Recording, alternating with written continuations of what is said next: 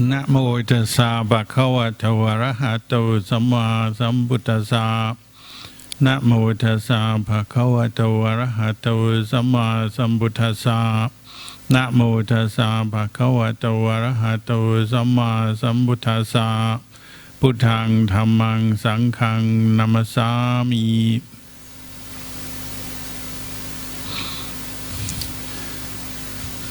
Blessings. Good morning and welcome to our retreat here at Bodhi Heart in Penang.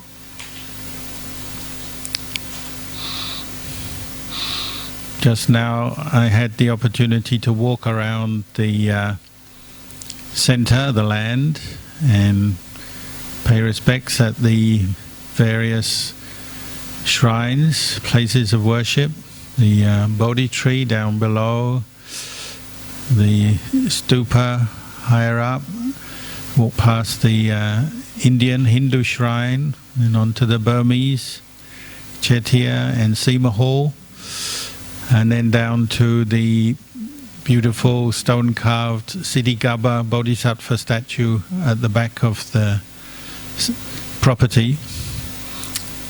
So a very nice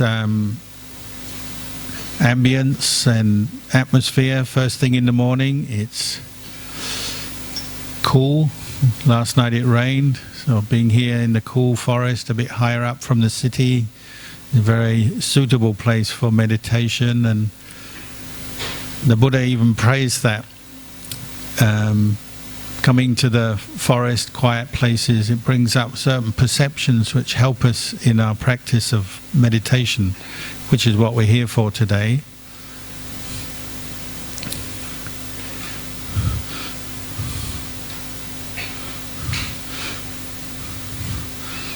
We were just talking about Ksitigarbha Bodhisattva, having seen the statue. A very imposing statue. Ksitigarbha has a big staff, looks very strong, powerful.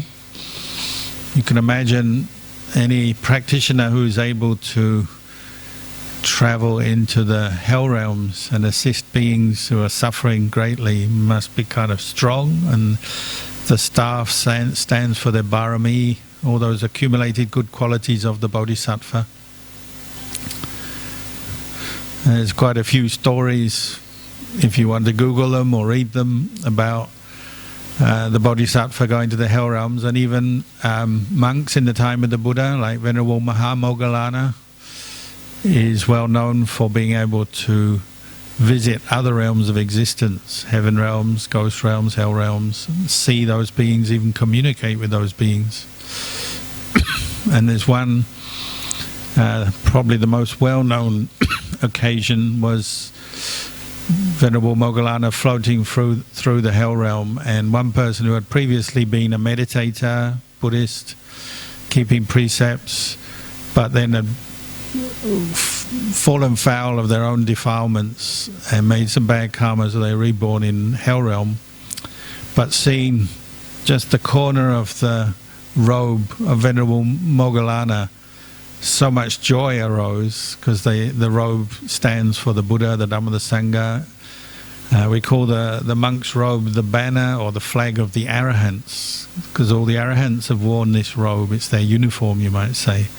So this person, seeing just the corner of Moggallana's robe, so much joy arose that their mind was spontaneously born in a heaven realm.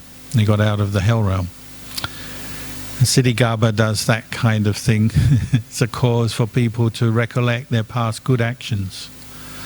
Maybe they're just lost in their suffering, as you would imagine if you were ever stuck in a hell realm. It's just like prison. It's not a nice place. So anything that stimulates memories of past good karma, the joy maybe in having faith in Buddha, Dhamma, Sangha, can lead the mind quite quickly to come straight out of that state of mind that brought them to be reborn in the hell realm and then maybe reborn in a heaven realm. It's possible.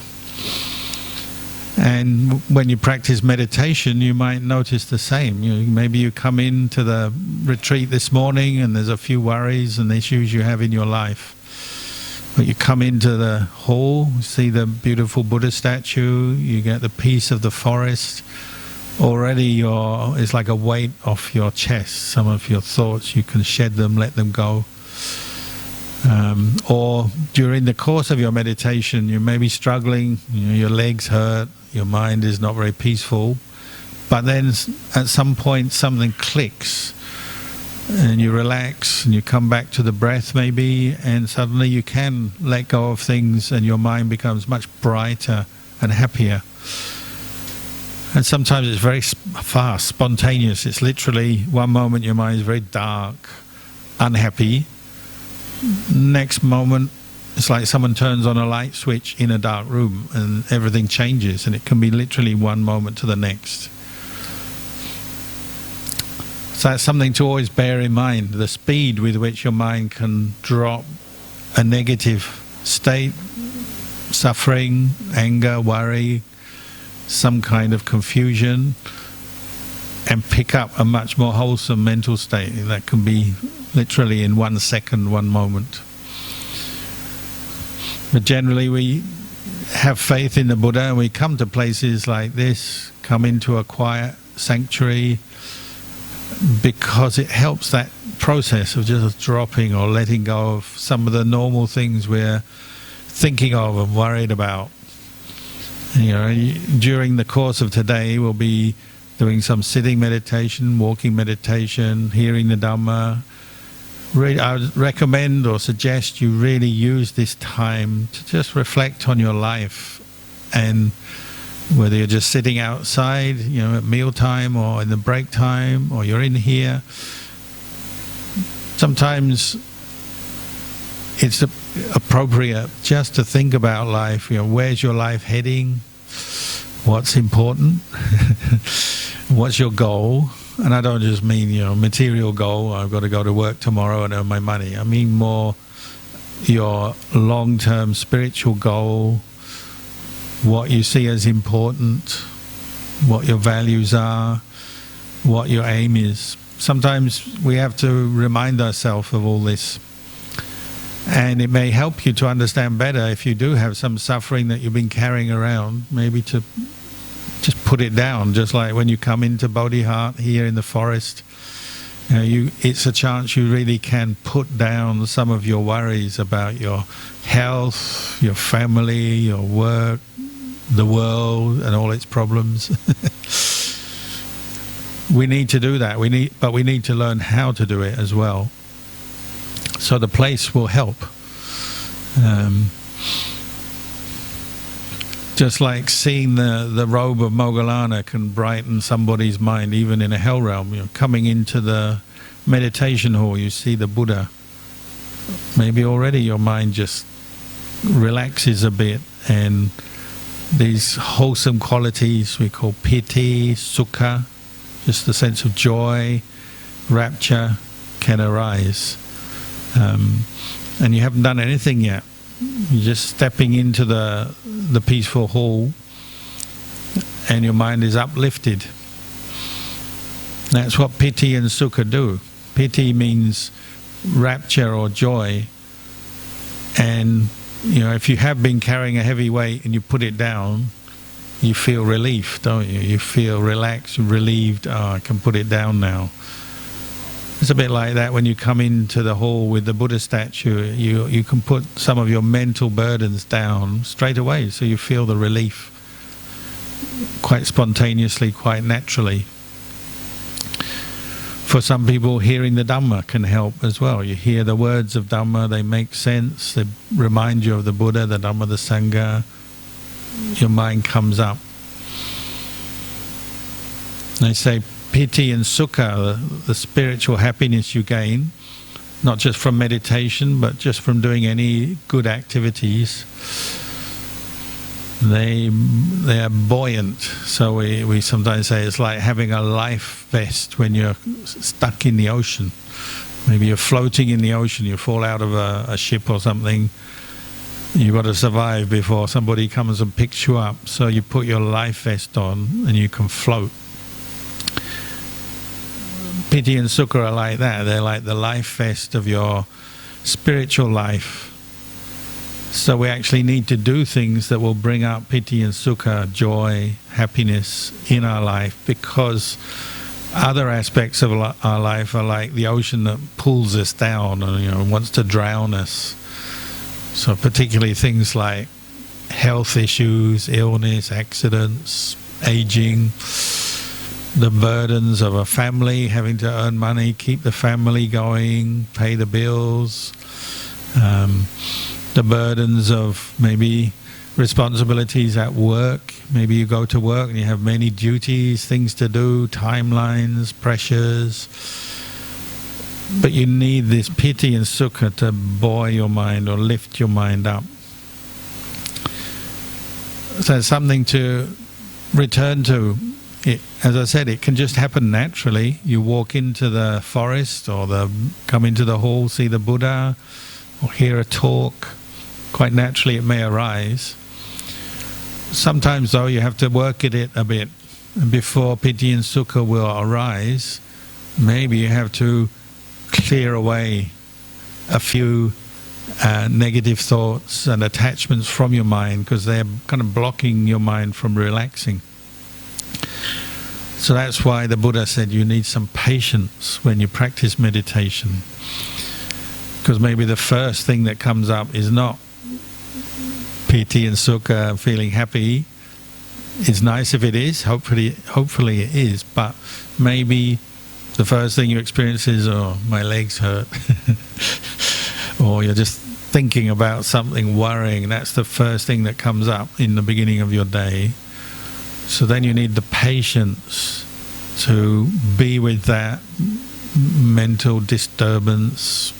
And maybe you're annoyed, maybe you're tired, maybe something's bothering you. So you need a bit of patience just to be with that, accept it. And then as you start practicing, letting it go.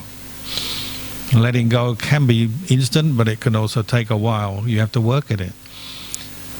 So this is why we learn meditation as a technique and have a sort of a retreat like this, where you have some teaching, guidance, you have a place and support, there's food provided, there's the hall, everything is provided for you.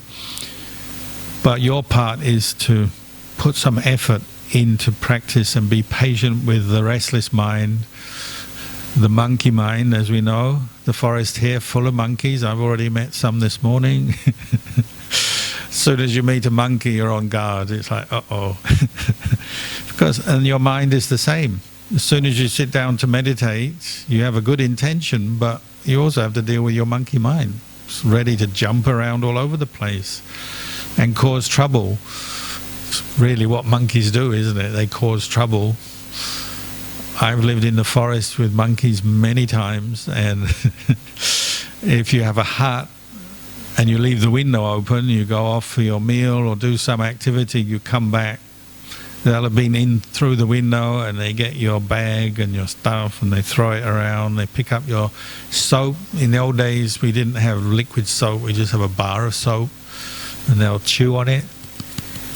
You come back and it's full of teeth marks. It's like, oh. Then you've got to wash with the teeth marks of a monkey. Or they rip things, or throw things out, or if you come back when they're there, they'll run away with your stuff, and you go, please give it back. No, they go up in the tree, playing with it. But they don't do anything, they got a bit of clothing or your book or something. They don't need it, they don't use it, but they're just kind of mischievous, so they'll play with it and then they'll just toss it aside. So 3 weeks later you find your Dhamma book in the middle of the forest somewhere. It's what they do.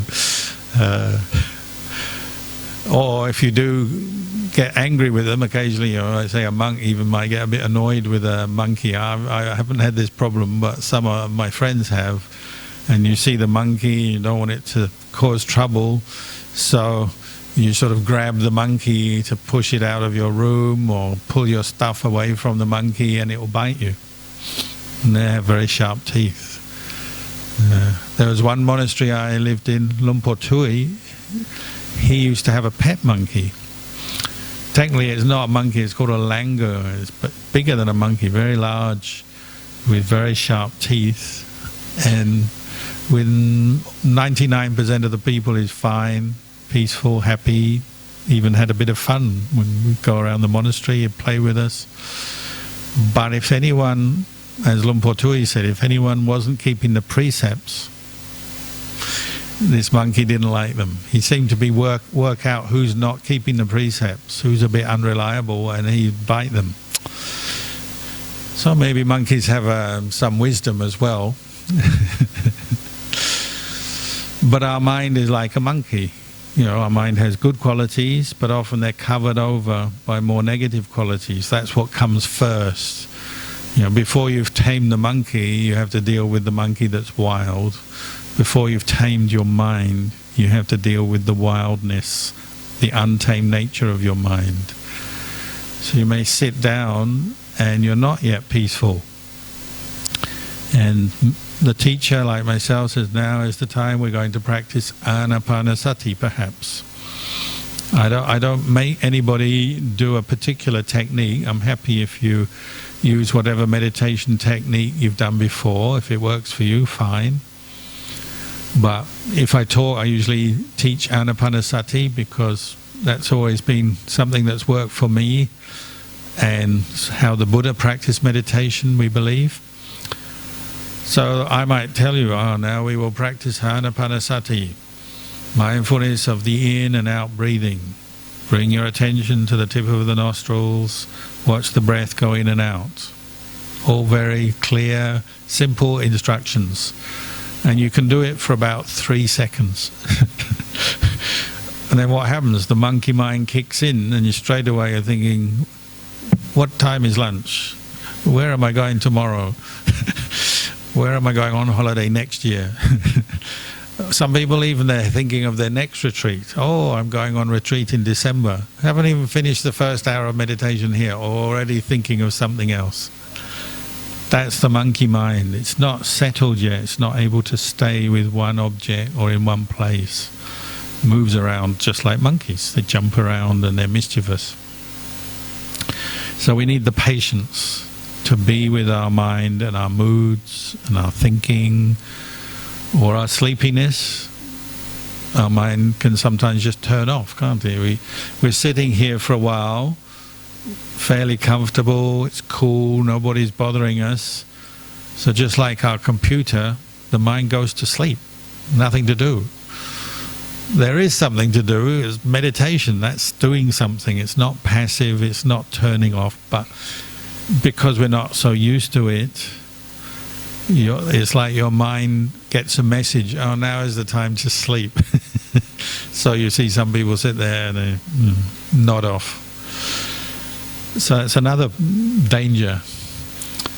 So, you know, the technical terms for these kind of obstacles, and we call them hindrances, the nivarana, there's 5 of them. The Buddha talked about them, you know, they're the obstacles or the hindrances to doing good. So if you want a simple catch-all phrase for what you're doing when you come on a retreat, you're doing good. You're doing good for yourself because you're learning about yourself and developing some good qualities. And you're doing good for others because if we become more peaceful, more insightful, we understand ourselves better, the people around us will benefit. Who could disagree? If you go back home today, you're more calm, more patient. When you see your family tonight, you're not irritated, you don't lose your temper, it's all good. They'll love it. Your kids will love it, your parents will love it, your husband, your wife, your brother, your sister, they'll love it. If you're more calm, more mindful, they're going to love it. So it's good for others as well as us. That's the intention, but you have to be willing to be patient with your moods, and these 5 hindrances will keep coming up to kind of interrupt what you're doing. So you go to the breathing, I'll say, oh, watch your breath, maybe find the feeling of the breath at the tip of the nostrils is a good spot. You don't have to find it there, it could be at your chest or the abdomen. Probably the 3 normal places people try to concentrate. So you pick one and you keep coming back to that one spot and just keep bringing your attention to that one spot. But then the monkey mind will bring up the hindrances, so you start thinking about the future, other things you want to do, plans. Or some people tend to dwell in the past, so you're endlessly thinking about what happened yesterday, last year, who you like, who you don't like. Maybe you're already thinking about last year's retreat. Oh, I hope today is as good as last year or better than last year. But that's last year, that's just a memory. Future, it hasn't happened yet. The past is a memory. Our aim is to bring up attention in the present moment, using an object, the breath, to pay attention to put our mind on, and then to let go or work through some of these hindrances with patience, with effort. So the 5 hindrances is sensual desire, so that is thinking about things like nice things and plans for the future, things you want to enjoy, food, music, all the things that kind of bring up desire, attractive things, desirable things that fill the mind very quickly. And based on our sense contact, so sight, sound, taste, smell, touch. Just thinking about those things, fantasizing, imagining those things, anticipating pleasure in different ways. It fills up the mind, it distracts us, monkey mind.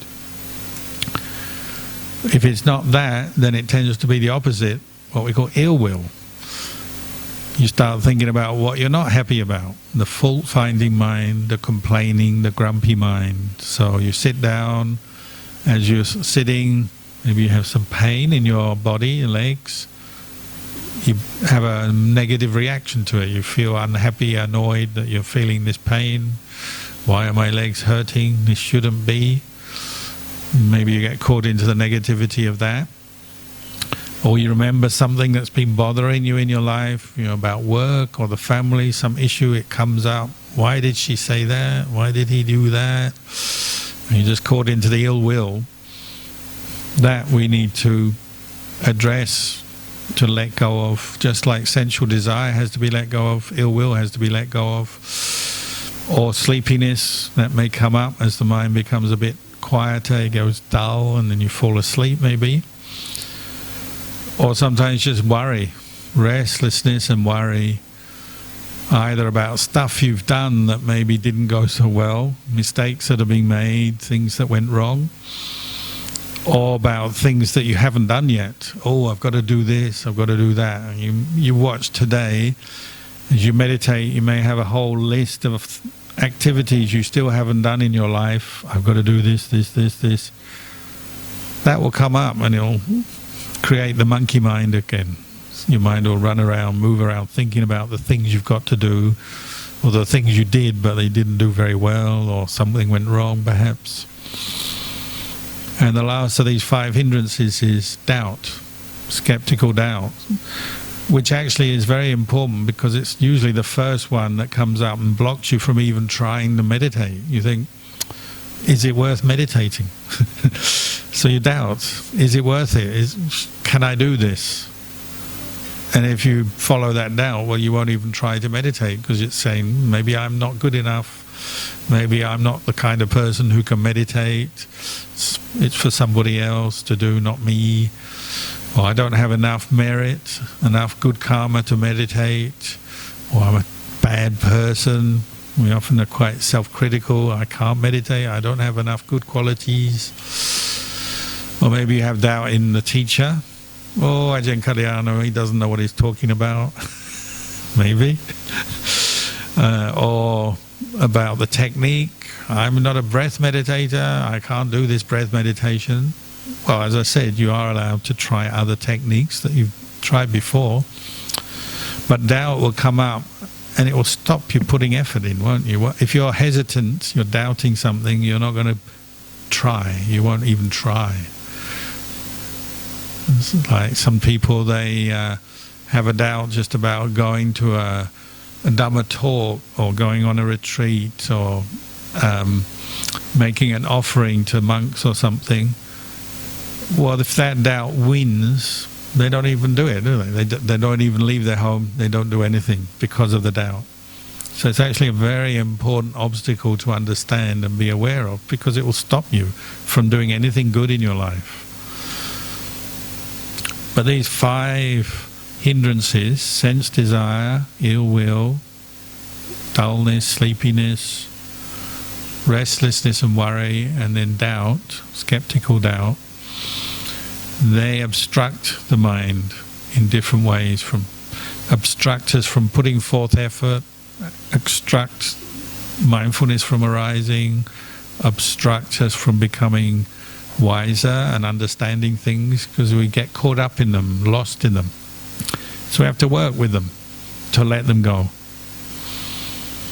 And to let go of these 5 hindrances, sometimes, the shortcut way, you might say the easy way, but it's not easy, but the shortcut, simple way, direct way, is simply establish mindfulness in the present moment, and then the hindrances can't get established. So say you're practicing mindfulness of breathing and you put effort into being aware of the feeling of the in-breath and out-breath. Maybe keep your attention at the tip of your nose.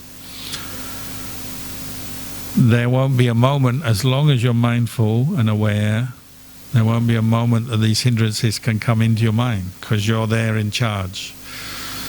Like my teacher Ajahn Chah, he said it's a bit like the porchway of your house, or like just out here we have a porch. Say we have one chair there, and you're sitting on this chair, and then people come to this hall to get in, but before they can come in, you're there on this chair, and they have to wait to come in, but there's only one chair, and the door's locked, say, and they can't get in yet, they just have to wait. But you're on the chair, and you're not giving up your chair, meaning you're mindful, you're keeping your attention here. All these visitors, they come like, there's nowhere to sit down. Where do I go? Where do I go? And they just kind of mill around, waiting, and then after a while they wander off. Because you don't give them a seat. The door is locked. You're there. As long as you're there, sitting on this chair, they can't sit down, they can't come in. They go away. That's like having mindfulness established. None of the hindrances can get established instead of your mindfulness when it's strong, when you're making that effort. But as soon as you lose your efforts, it may be a moment of loss of concentration, or you're feeling tired, or just the power, the strength of the hindrances, your old karma, they come up, your mind can go, can't they? You start thinking about something, and then you're lost for a while. Ajahn Chah was quite tough on this. He said it's like when you get lost in the hindrances for a few moments, few minutes maybe, it's like you've died. You're dead. Because you're no longer aware of yourself. You might think you're aware, but that's actually delusion. You think, oh, I'm here, I know what I'm thinking about, but you don't, because your mind's gone. And you're lost in a daydream usually, or you're falling asleep, or you're lost in some mood. So it's like you've died for a few moments. No one's in control. You're not sitting on your chair anymore, it's gone. So you, for a little while, or occasionally for a long while, your mind goes roaming around, a bit like a ghost, someone who's just died and they've come out of their body and they're roaming around like a ghost, don't know where to go or what to do, and they're just thinking about something. Could be something very pleasant, something unpleasant, horrible, could be sleepiness, worry, but the mind is lost. For as long as you're not mindful, you're gone. You're like you're dead. And then at some point you realize, oh, I was supposed to be with the breath. You live with some meditation teachers, when we're sitting quietly, after a while they'll go, oh yeah, I'm supposed to be with the breath.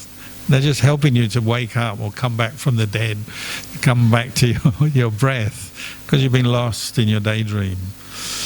Or you go to Japan, the Zen temples, they have one monk with a little bamboo stick, And you're sitting and you're just daydreaming, and you can tell when someone's lost daydreaming, they're no longer mindful because they start to move a bit, fall asleep maybe. So then the monk will just tap them on the shoulder, and it's like, oh, wake you up, bring you back. But really we've got to learn how to do it for ourselves as well. So sometimes if you're in the middle of your meditation and you're getting lost or daydreaming or falling asleep, number one, I'd recommend just open your eyes. Open your eyes, look at the Buddha, get the light of the room, that will help. Once you've opened your eyes, you sit up straight, maybe put effort into your posture again, and then take some deep breaths. Deep breaths, deeper than normal, because that brings your mind back to the present moment, and you start again. And meditation, this is why you need the patience. A lot of the time your mind wanders away, or you're sleepy, or you're just daydreaming, and you have to start again. And it's a bit frustrating at first. We get annoyed, oh, why does my mind wander around? I'm thinking too much. Don't complain, don't judge about that. Just accept, it takes time to train your mind. So just come back to the breath. Take a few deep breaths. Open your eyes, start again. It's what we call the beginner's mind. Just keep the beginner's mind and be willing to keep starting. And you'll find little by little, the moments of mindfulness will get longer, stronger, more continuous, and things will improve. And you will feel more relaxed in your body and your mind. Things will improve. But you have to give it time, give yourself this patience, bring up the patience and the effort. Sometimes, though, you actually have to be a little bit tough with yourself as well. Not always, but sometimes. The Buddha's way of being tough was, he said, well, if these 5 hindrances are really stubborn, they're not going anywhere, they're taking over your mind, he said you have to grit your teeth and you put your tongue on the top of your mouth and you just force your mind to go to the breath. You don't give in to these hindrances. Occasionally that may be the right attitude, the right style, but normally that's probably not going to work either. It'll just make you feel very tired and maybe give you a headache. But you can try it. Ajahn Chah's version was, if your mind is very stubborn, it won't stay with the breath, it's wandering around, then hold your breath. Stop breathing. Like when you go underwater and you're swimming underwater and you can't breathe, you hold your breath.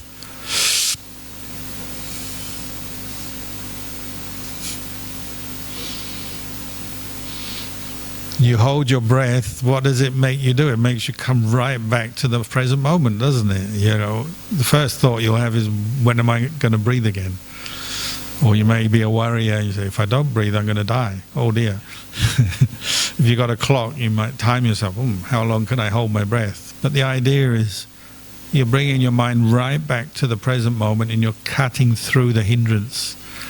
However important that thought seemed a few moments ago when you're thinking it, once you hold your breath, you stop breathing, you forget that thought. It doesn't matter anymore, does it? Now it's like, I'm not breathing. So it helps you to pay attention back to your breath or the lack of breath. And then maybe you allow your mind to breathe again. You relax, so you feel happy, breathing again. But you've broken that particular hindrance or thing that was bothering you. You've cut through it. And this is another problem when you meditate. There'll be all kinds of thoughts come up that they're like competing for this chair in your mind, the chair of mindfulness. They're competing, and the way they do it is they trick us. We call it delusion, unawareness. They trick us because they say, I'm really important, you've got to think about me now, here now. So you're sitting here, meditating, doing your breathing meditation, and a thought will come up about, say it's about tomorrow, what you're going to do tomorrow. You say, I've got to plan this right, I've got to do this and I've got to do that, and it's really important for me to think about this right now. Your own logic, your own mind will have an excuse or a reason why you have to think about that thing right now. And even though you tell yourself, let it go, forget it, I'll just do the breathing meditation, this thought is very strong and pushy. It's like a pushy person or a bully. No, you've got to think about this right now. You've got to solve this problem. We've all got problems in our lives here. So I've got to solve this problem right now. All the problems of the world I've got to solve right here on the meditation cushion. You don't.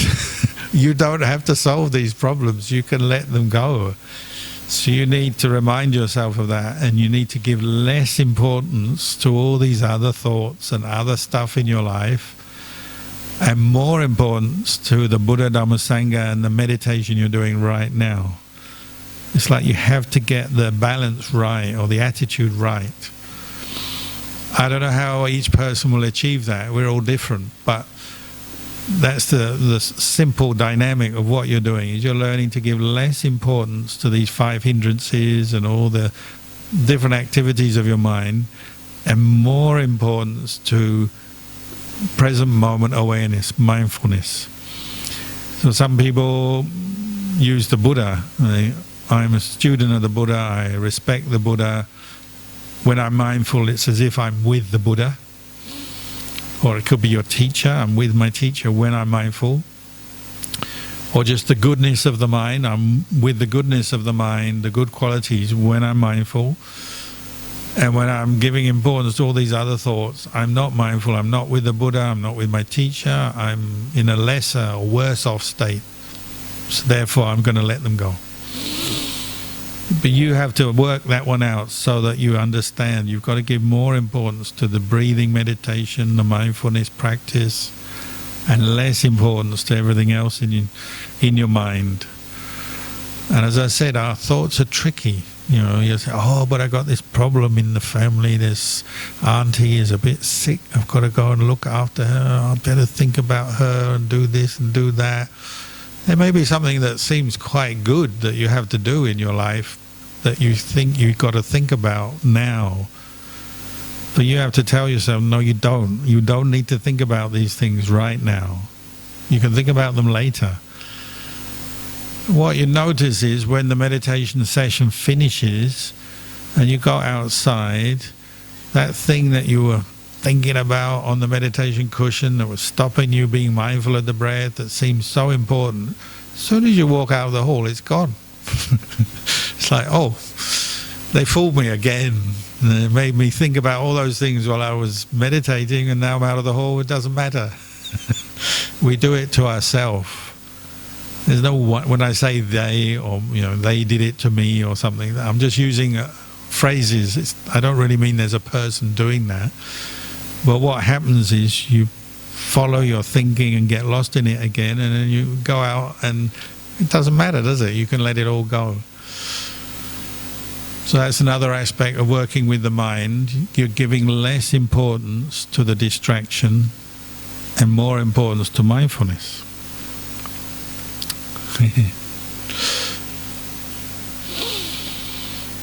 So we're here to practice meditation. And the number one kind of activity will be dealing with the 5 hindrances. You might notice through the course of the day, in one period you might feel quite relaxed, happy. And there may be less relaxed, less happy. Maybe you have some pain or feel distracted. There may be another period you feel happy and relaxed again. And then another period you feel distracted and you're just waiting to go home maybe. Your mind moves through different moods. So I would encourage you just to watch that.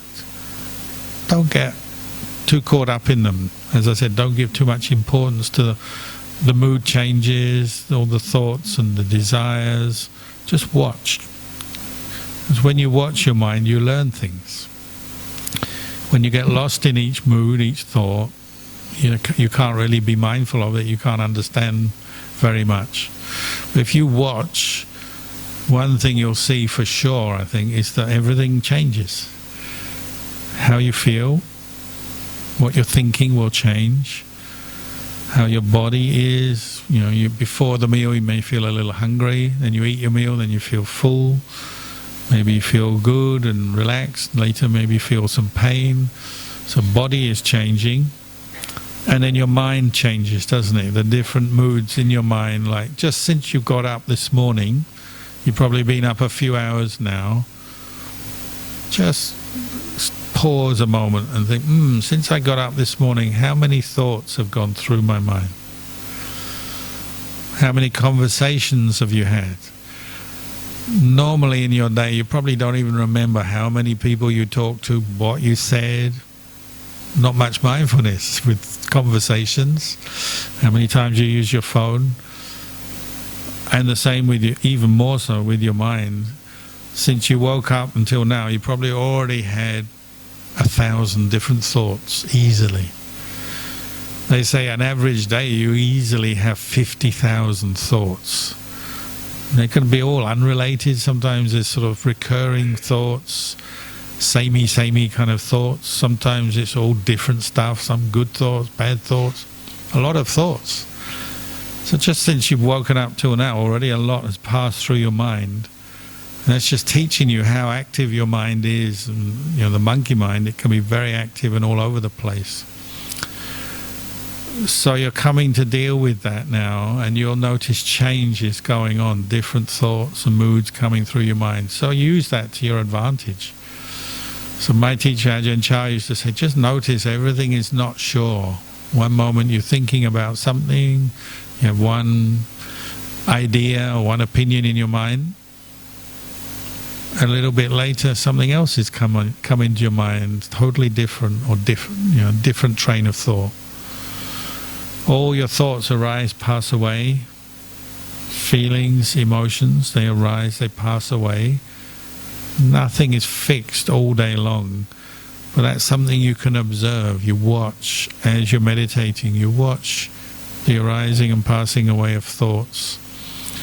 You might call this vipassana meditation, just seeing the arising and ceasing of mental phenomena, memories, thoughts, feelings, physical changes in your body, externally as well, changing temperature, changing environment. But there's one constant theme you can observe, is the changes that are going on.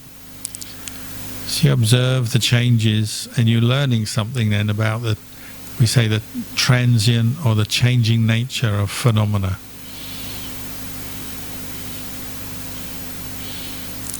When you see that, you're a little bit wiser, because you don't believe or hold on to every thought quite so tightly then, because you know it can change. So if you're feeling really happy, okay, good, enjoy it, but later you may not feel so happy. Or you're feeling really down, really unhappy, miserable for some reason, that may change. In the morning you feel one way, in the afternoon you feel different. Things change. So the constant thing is the changing nature of phenomena, your mind, your body. And that can lead on to deep insight. When we're just looking at the Dhammacakka wheel outside with the 5 ascetics sitting in the deer park in India, who heard the first sermon of the Buddha, the Dhammacakka Sutta, what did the Buddha talk about? Well, he talked about the Four Noble Truths, suffering, the cause of suffering, which is to be abandoned, which is craving and ignorance, the end of suffering, which is to be realized, and the path leading to the end of suffering, which is to be developed. But the main insight, the Venerable Kondanya, the first enlightened disciple of the Buddha, the main insight he had as he's hearing this teaching from the Buddha is the insight into impermanence. Whatever is subject to arising is subject to ceasing. That's just nature. It's the way it is, isn't it? Anything that arises must cease, because nothing just exists by itself. Nothing just exists in the world constantly. Everything arises, and everything that arises must also cease. Whether we're talking about a thought or a feeling in the mind, or externally in our body and the changing nature of our body, everything that arises must cease. And you can use that as a way of developing insight. So in meditation, often we put effort into developing mindfulness with the breath first, calming the mind, becoming more mindful. Then you turn to develop some insight, observing the changing nature, even of the breath itself. Like you breathe in and then you breathe out. That's an example of impermanence, isn't it? You don't just breathe in and don't breathe out. If you don't breathe out, you die. Or if you breathe out and you don't breathe in again, you die. So breath, we say it's constant, but actually it's impermanent, isn't it? You breathe in, you breathe out all through your life. So actually you've got a Dhamma teaching there at every moment of your life. The in and out nature of the breath is teaching you impermanence. That will be enough to get enlightened. You don't have to go anywhere special for this. You just watch your breath, already you can become enlightened. But you have to become mindful and investigate this. You know, it's not something you just believe in, it's something you observe and learn from. But impermanence is going on all the time, isn't it? Your breath is teaching you that. You watch the breath, and as you watch, you become more concentrated, more calm, and then you can do it better. The reason we have to develop some mindfulness and calm is so we can see things clearly. Because normally we don't notice, do we? You don't notice impermanence because you keep thinking and worrying, getting caught up into all the normal stuff. You don't really notice your impermanence, do you? But as your mind is more still, then you can see changes in your body, changes in your thinking, your feelings. You notice changes around you, simply because the mind is becoming more still. It's a bit like if you come to Bodhi heart in a car along the road. If the car's driving, you're moving very fast. You can't really see the houses and the places very well because you're moving. But if you were to stop, then you look at the road, the houses, the buildings, what's going on around you, and you're still, you can see a lot more detail, can't you? Even just if you walk somewhere, you can see a lot because you're going quite slowly. If you're in a car, you miss most things. You're too fast. It's a bit like that. The reason we bring up the mindfulness and the stillness is so you can see more clearly what's happening. And one thing you'll notice is every thought that comes into your mind passes away. It arises, it ceases. That's just what thought does.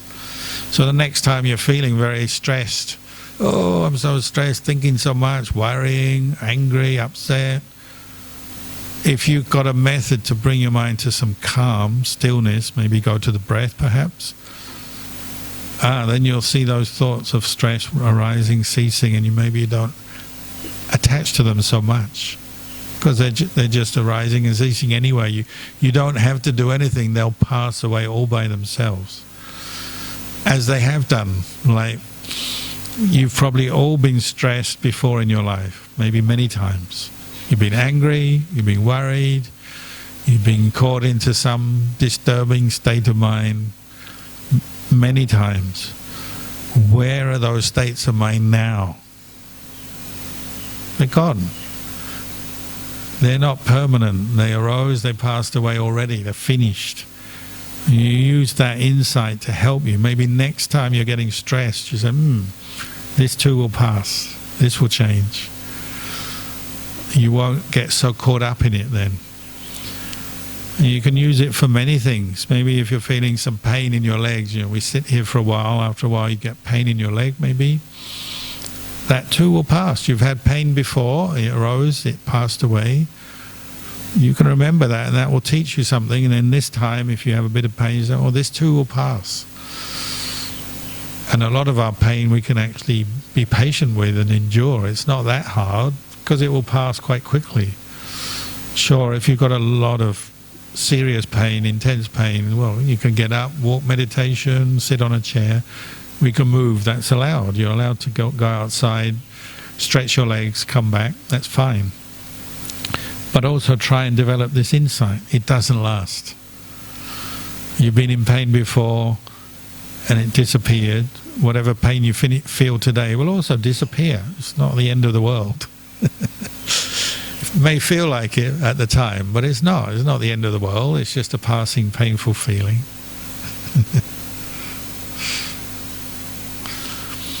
So we develop stillness to help us to see the true nature of body, mind, feelings, thoughts.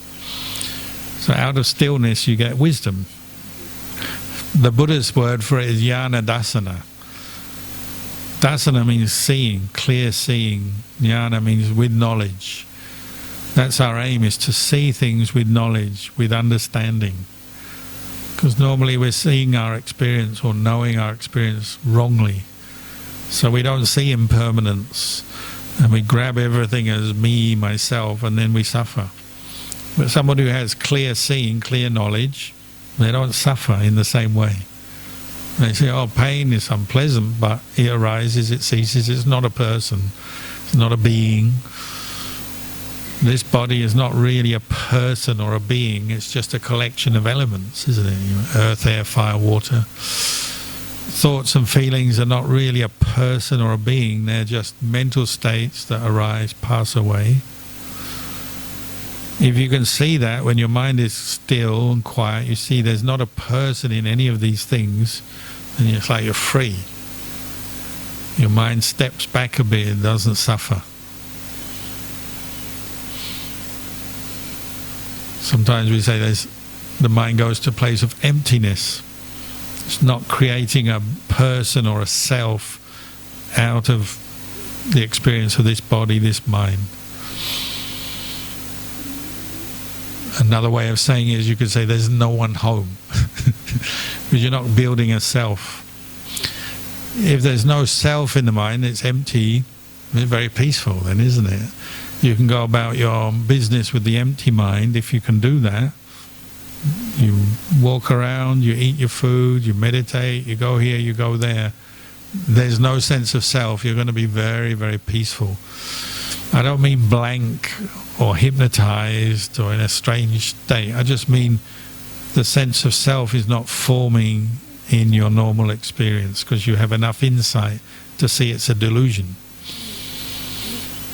The Buddha's word is sakkaya ditthi, means attaching to self-view, or the viewing this body and mind as a self, a permanent, fixed self, when it's not.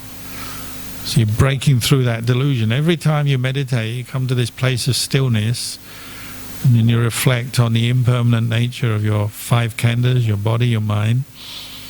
You're breaking through self-delusion. You're separating it out, seeing that actually what we took as a self is not a self, it's emptiness, empty of self. And that's the highest kind of insight you can have. It's liberating. It's very important in the development of our practice.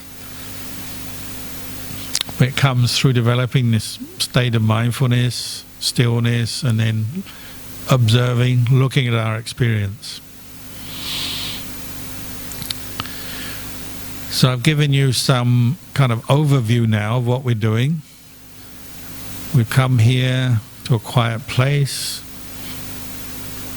working to develop mindfulness, to abandon the five hindrances as much as we can, with patience, with effort, and through the mind that it becomes more calm, more still, then observing the impermanent nature of body and mind to break through the delusion of self, sakkaya ditthi.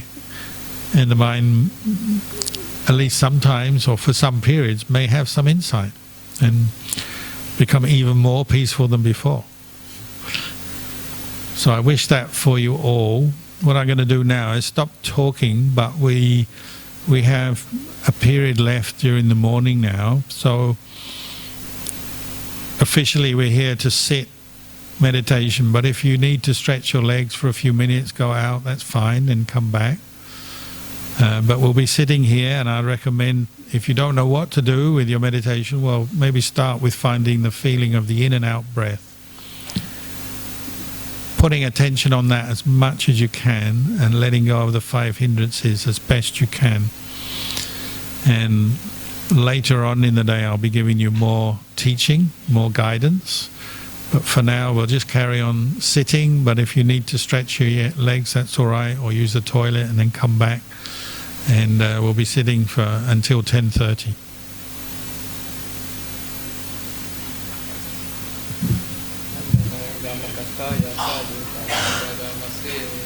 Sadhu